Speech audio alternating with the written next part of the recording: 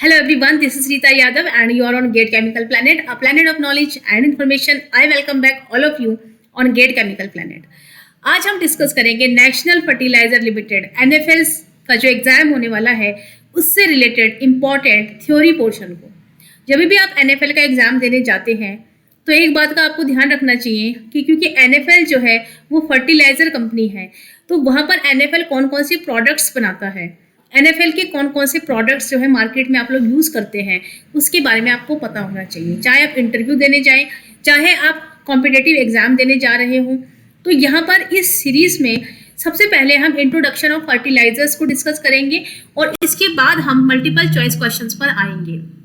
इस वीडियो में अब मैं आप लोगों को बताऊंगी कि फर्टिलाइजर्स क्या होते हैं, उनका क्लासिफिकेशन कैसे किया गया है, NFL जो है वो कौन कौन से प्रोडक्ट्स बनाता है। तो जितने भी लोग NFL का एग्जाम देने जा रहे हैं उनके लिए ये वीडियो जो है बहुत ही ज़्यादा बेनिफिशियल होने वाला है। आप इस वीडियो को जरूर देखें यदि आप लोग NFL का एग्जाम सीरियसली तैयार कर रहे हैं। तो यहाँ पर मैं आप लोगों को बता देती हूँ कि जो फर्टिलाइजर्स होते हैं they are the major component for the agriculture में फर्टिलाइजर्स का जो यूज़ किया जाता है सबसे ज़्यादा होता है। कंट्रीब्यूट करते हैं फर्टिलाइजर नेशन की ग्रोथ में और it is indirectly linked with agro business and food production of our nation. और फर्टिलाइजर्स को एज अ पेस्टिसाइड भी यूज़ किया जाता है। फर्टिलाइजर्स को हम दो तरीके से क्लासिफाई करते हैं, इनडायरेक्ट फर्टिलाइजर्स और डायरेक्ट फर्टिलाइजर्स। डायरेक्ट फर्टिलाइजर्स वो फर्टिलाइजर्स होते हैं जो डायरेक्टली एब्जॉर्ब किए जाते हैं प्लांट्स के द्वारा, और इनडायरेक्ट फर्टिलाइजर्स वो फर्टिलाइजर्स होते हैं जिनको हम मिक्स्ड फर्टिलाइजर्स भी कहते हैं, जिनको NPK फर्टिलाइजर्स भी कहा जाता है। और ये जो फर्टिलाइजर्स होते हैं it helps in keeping the soil pH values which is suitable for the plant growth. तो प्लांट की ग्रोथ के लिए जो pH होती है उसको मेंटेन करते हैं, उसको मेंटेन करने में इनडायरेक्ट फर्टिलाइजर्स हेल्प करते हैं। इनडायरेक्ट फर्टिलाइजर्स की अगर हम बात करें, एग्जाम्पल्स की बात करें, ठीक है, तो आगे देख लेते हैं कि कौन कौन से फर्टिलाइजर्स जो हैं वो इनडायरेक्ट फर्टिलाइजर्स होते हैं। इनडायरेक्ट फर्टिलाइजर्स होते हैं जैसे आपके नाइट्रोजीनियस फर्टिलाइजर्स है, पोटाश फर्टिलाइजर्स है, ये सारे आपके जो फर्टिलाइजर्स होते हैं ये इनडायरेक्ट फर्टिलाइजर्स कहलाते हैं। And they helps in plant in consuming the food. Plant को जो फूड कंज्यूम करता है, प्लांट जो कि प्लांट में ऑलरेडी फूड बना होता है, फोटोसिंथेसिस रिएक्शन के थ्रू जब फूड बनता है तो उस फूड को कंज्यूम करने में इनडायरेक्ट फर्टिलाइजर्स जो हैं वो हेल्प करते हैं। The composition of fertiliser is expressed in terms of percentage of nitrogen, phosphorus and potassium. कई बार ये क्वेश्चन पूछा जाता है कि फर्टिलाइजर का कंपोजिशन हम कैसे एक्सप्रेस करते हैं। तो फर्टिलाइजर का जो कंपोजिशन होता है उसको हम परसेंटेज ऑफ नाइट्रोजन, फॉस्फोरस और पोटेशियम के टर्म्स में एक्सप्रेस करते हैं। फॉर एग्जाम्पल, अगर 5, 10, 6 आपने कहीं लिखा हुआ देखा हो या आपसे क्वेश्चन में पूछा जाए कि 5, 10, 6 का क्या मीनिंग होता है, तो 5, 10, 6 फर्टिलाइजर का मीनिंग होता है it contain 5% nitrogen, 10% phosphoric acid and 6% potash. तो 5, 10, 6 है या कुछ और परसेंटेजेस भी हो सकती हैं। तो पहले यहाँ पे नाइट्रोजन का कंटेंट होता है, फिर आपका फास्फोरिक एसिड या फास्फोरस का कंटेंट होता है और फिर आपका पोटाश का कंटेंट होता है। पोटेशियम मतलब पोटाश, ठीक है। तो यहाँ पे N जो है आपका नाइट्रोजन को रिप्रेजेंट करता है, फास्फोरस का P है और पोटेशियम के लिए K यूज़ किया जाता है जिसको हम पोटाश फर्टिलाइजर भी कहते हैं और फास्फोरिक एसिड भी कहा जाता है, ठीक है। तो P जो है वो फास्फोरिक एसिड के लिए है या फास्फोरस के लिए यूज़ किया जाता है। तो यूजुअली जो आपके फर्टिलाइजर्स होते हैं they are supplied in the form of granular solids, यानी कि दाने की फॉर्म में जो होता है फर्टिलाइजर्स की सप्लाई की जाती है। And they are mixture of 2 or more fertilisers, ठीक है। तो इनडायरेक्ट फर्टिलाइजर्स को ही हम मिक्स फर्टिलाइजर कहते हैं या फिर NPK फर्टिलाइजर कहा जाता है और इनको हम दानों की फॉर्म में सप्लाई करते हैं। They are the mixture of 2 or more than 2 types of fertilisers, ठीक है। अब हम बढ़ते हैं फर्टिलाइजर्स के टाइप्स की तरफ। तो तो फर्टिलाइजर्स की टाइप्स में पहला है नाइट्रोजीनियस फर्टिलाइजर्स। नाइट्रोजीनियस फर्टिलाइजर में जो प्राइमरी एलिमेंट होता है वो होता है नाइट्रोजन।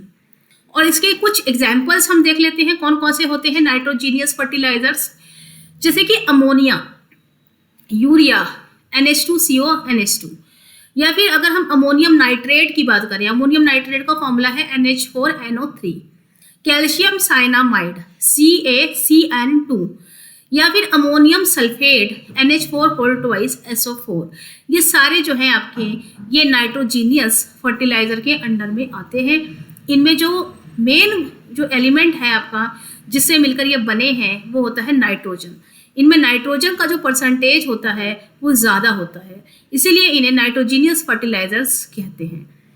अब हम बढ़ते हैं आगे फॉस्फेटिक फर्टिलाइजर्स की तरफ। फॉस्फेटिक फर्टिलाइजर्स जो होते हैं उनके एग्जाम्पल को देख लेते हैं कौन कौन से उनके टाइप्स होते हैं। बेसिकली ये 3 टाइप्स के हैं, कैल्शियम फॉस्फेट CH3PO4 या फिर अमोनियम फॉस्फेट। अमोनियम फॉस्फेट जो होते हैं वो 2 टाइप्स के होते हैं, मोनो अमोनियम फॉस्फेट और डाई अमोनियम फॉस्फेट। और एक थर्ड टाइप का होता है फॉस्फेटिक फर्टिलाइजर जिसको बोलते हैं नाइट्रोफॉस्फेट। तो ये सारे टाइप जो है ये फॉस्फेटिक फर्टिलाइजर कहलाते हैं। फॉस्फेटिक फर्टिलाइजर को जो एक्सप्रेस किया जाता है वो किया जाता है इन टर्म्स ऑफ P2O5, ठीक है।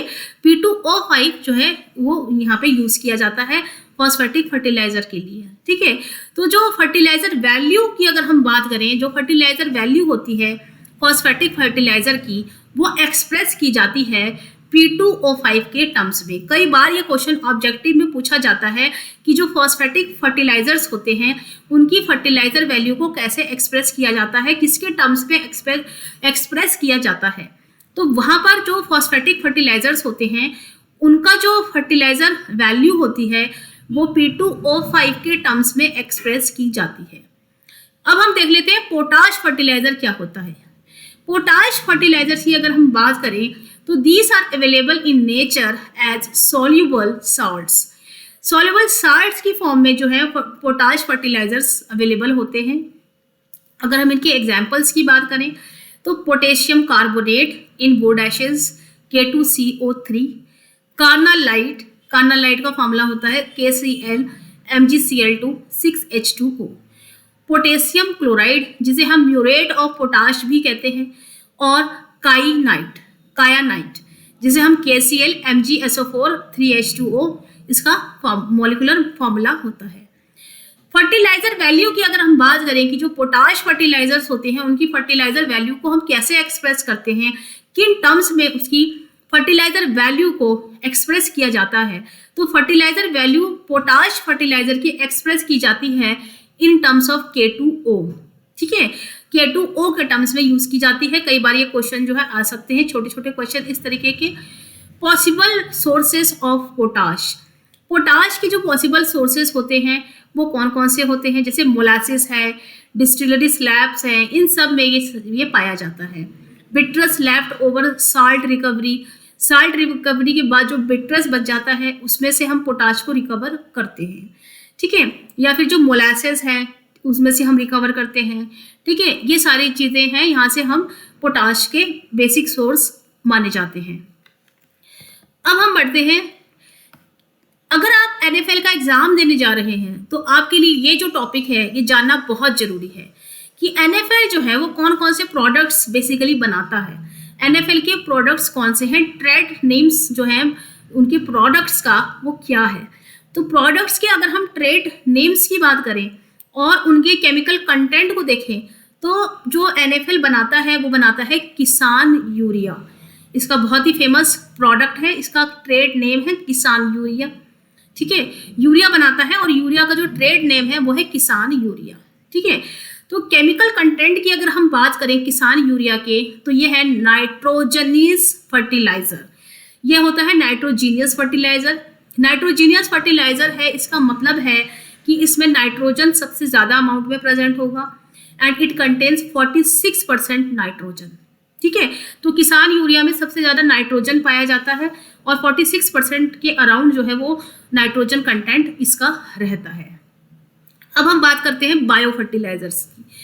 बायो फर्टिलाइजर्स जो है एनएफएल बनाता है, और बायो फर्टिलाइजर्स में rhizobium, phosphate solubilising bacteria, azotobacter, zinc solubilising bacteria, ZSB बोला जाता है, ठीक है, ये सारे इसमें प्रेजेंट होते हैं। अगर हम मार्केट एरिया की बात करें कि मार्केट एरिया जो है बायो फर्टिलाइजर के कौन कौन से हैं, कहाँ कहाँ पर बायो फर्टिलाइजर्स जो हैं वो यूज़ किए जाते हैं इंडिया में, एग्रीकल्चर फील्ड में यूज़ किए जाते हैं, वो है MP, UP, महाराष्ट्र, उत्तराखंड और पंजाब और आंध्र प्रदेश और तेलंगाना। ये सारे इसके मार्केट एरिया हैं बायो फर्टिलाइजर्स के। बायो फर्टिलाइजर्स यहाँ पर एग्रीकल्चर्स में यूज़ किया जाता है। अब जो इसका थर्ड प्रोडक्ट है NFL का, वो है नीम कोटेड यूरिया। नीम कोटेड यूरिया जो है एक आपका NFL का ट्रेड प्रोडक्ट है, ठीक है। नीम ऑयल कोटेड यूरिया प्रिल्स, जिनका नाइट्रोजन कंटेंट जो है अप्रोक्सीमेटली 46% तक होता है। No incidence of leaf folder and stem borer in paddy crops, ठीक है। तो यहाँ पर ये इसके कुछ रिजल्ट्स हैं जो कि देखे गए हैं कि लीफ जो है वो फोल्ड नहीं करती है, ठीक है। मिनाकी of nilgai has reduced in the paddy crops. Nilgai जो है उनका जो अत्याचार था वो कम हो गया था यहाँ पे पैडी क्रॉप्स में, ठीक है। तो यहाँ पे ये देखा गया है कि ये जो एनिमल्स जो हैं क्रॉप्स को जो ये ईट कर जाते हैं, और जो लॉस होता है एग्रीकल्चर लैंड में फार्मर्स को, उसका भी बहुत सारा जो है हार्मफुल इफेक्ट जो है वो इसने रोके हैं नीम कोटेड यूरिया ने। तो ये इसके कुछ एडवांटेजेस हैं नीम कोटेड यूरिया के एग्रीकल्चर फील्ड में यूज़ करने के, ठीक है। तो नीम कोटेड यूरिया भी इसका एक ट्रेड प्रोडक्ट है, ये आपको पता होना चाहिए। NFL नीम कोटेड यूरिया को बनाता है। अब जो NFL दूसरा ट्रेड प्रोडक्ट बनाता है वो है बेंटेनॉइड सल्फर।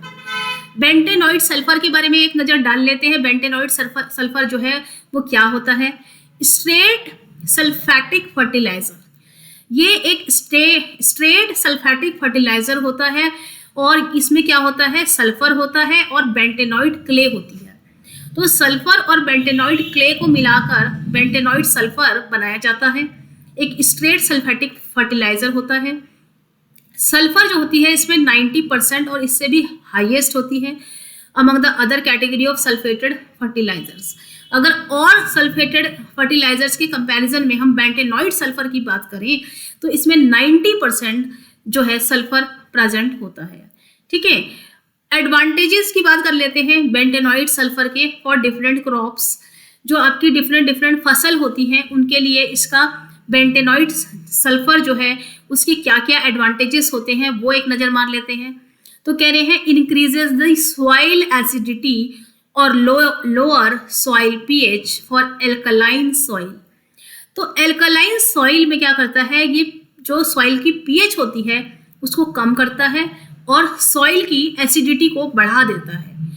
तो ये जो बेंटेनॉइड सल्फर है ये इसका यूज़ है एल्कलाइन सॉइल के लिए, ठीक है। Increases nitrogen utilisation, phosphate and micro nutrients uptake, ठीक है। तो ये नाइट्रोजन यूटिलाइजेशन को इंक्रीज करता है, ठीक है, और फॉस्फेट और माइक्रो न्यूट्रिएंट्स का जो अपटेक है वो उसको इंक्रीज करता है। Increases oil content of ground nuts and other oil seed. तो अगर हम ऑयल सीड में जो ऑयल सीड्स होते हैं जैसे ग्राउंड नट है, जो भी सीड जिनसे हमें तेल मिलता है, वहाँ पर हम बेंटेनॉइड सल्फर को एज अ फर्टिलाइजर जब यूज़ करते हैं तो हमने देखा कि जो ऑयल कंटेंट है सीड का वो बढ़ जाता है। तो ये है बेंटेनॉइड सल्फर को यूज़ करने का हमारा बेनिफिट। दूसरा अगर हम देखें improve quality and quantity of pulses. जो दालों की खेती में जब इसे यूज़ किया जाता है तो जो दालों की क्वांटिटी है वो बढ़ती है और उनकी जो क्वालिटी है पल्सेस की वो इंक्रीज कर जाती है। तो यहाँ पर बेंटेनॉइड सल्फर जो है एक बहुत ही अच्छा प्रोडक्ट फर्टिलाइजर माना गया है। NFL इसे बनाता है, आपको पता होना चाहिए।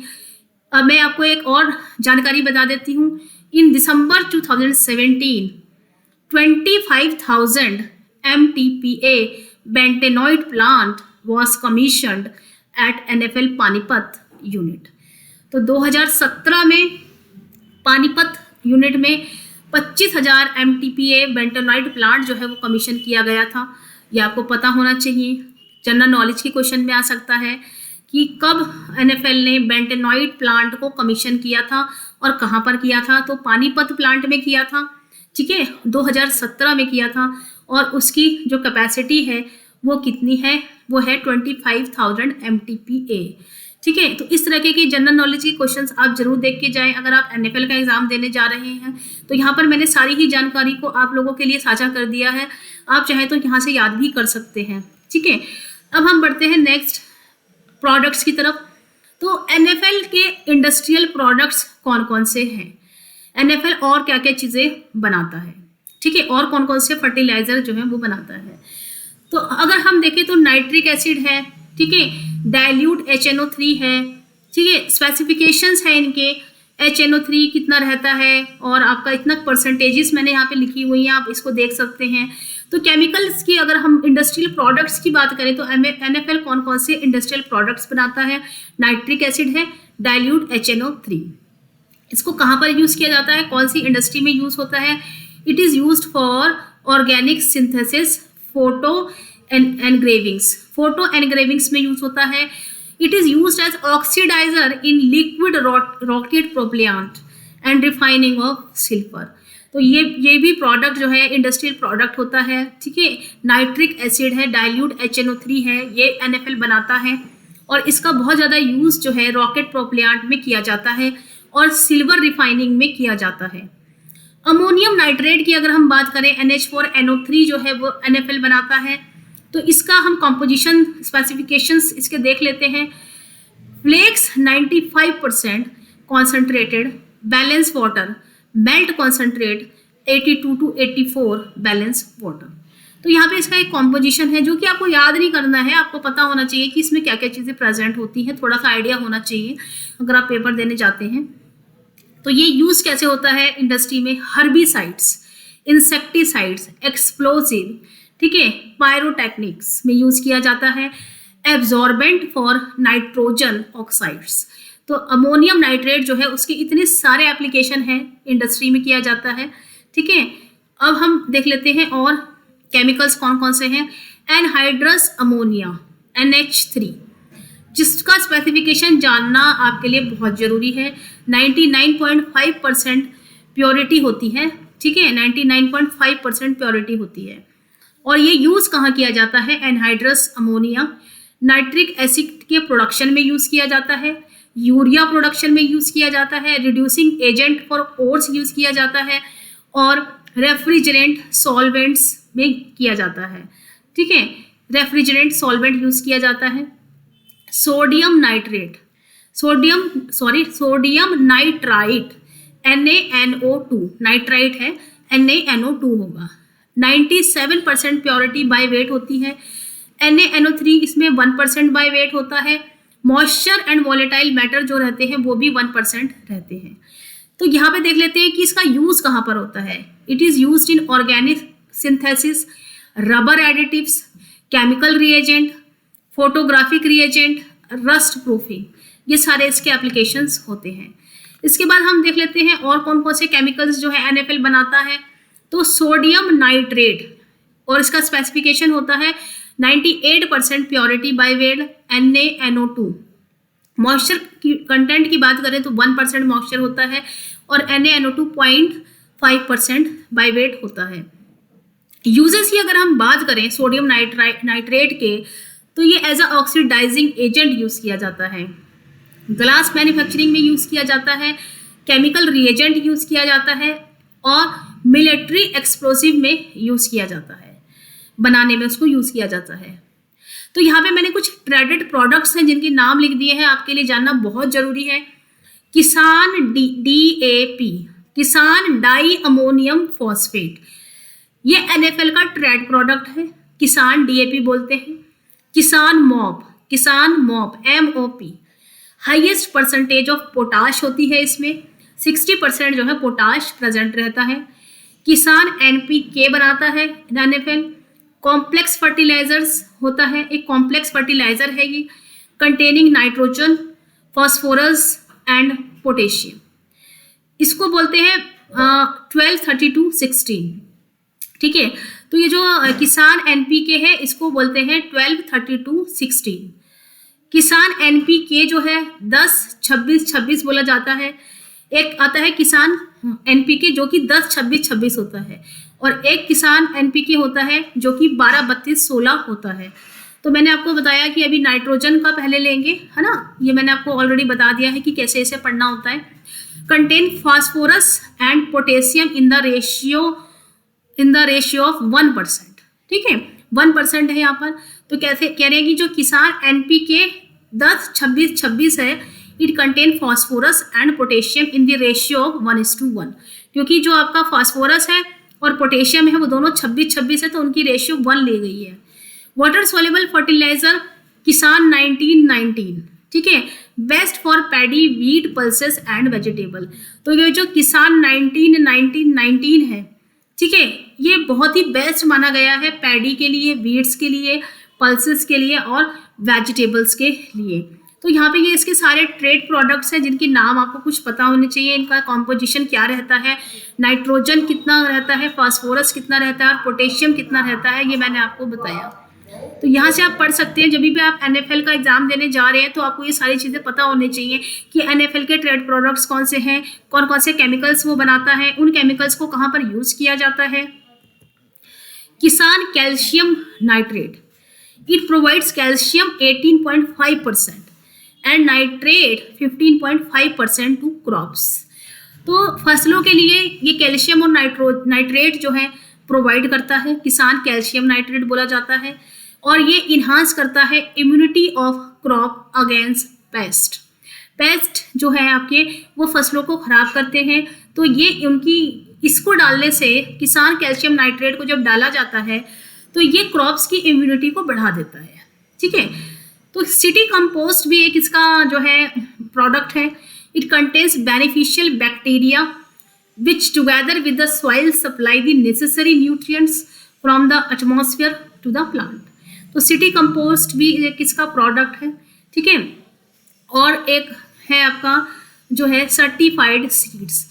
एनएफएल जो है कुछ सर्टिफाइड सीड्स भी बनाता है, सीड्स देता है मार्केट में। Certified seeds of various crops varieties are being sourced from 3 dealing major state seeds agencies, ठीक है। तो ये सर्टिफाइड सीड्स हैं इसके कुछ जो कि बनाए जाते हैं 3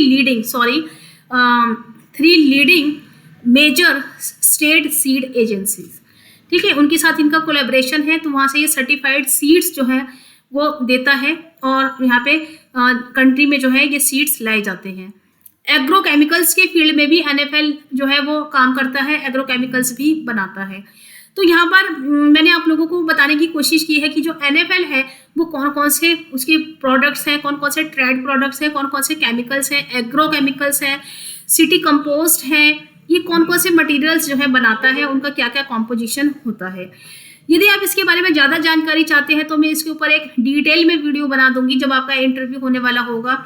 अभी इस सीरीज में मैंने एक इंट्रोडक्शन के तौर पर आप लोगों को ये वीडियो बताया है। इस वीडियो को आप जरूर से जरूर देखें। इसके बाद हम जो है एमसीक्यू सीरीज शुरू करेंगे फर्टिलाइजर्स में। वहाँ पर हम सारे क्वेश्चंस को स्टेप बाय स्टेप डिस्कस करेंगे। तो वहाँ पर जो भी क्वेश्चन होंगे वो इससे ही रिलेटेड होंगे, इस लेक्चर से रिलेटेड जरूर होंगे। तो आप इस लेक्चर को जरूर देखिएगा अगर आप एमसीक्यू सीरीज को अटेंड करना चाहते हैं। तो have a nice day and thank you so much. All the best for your exam.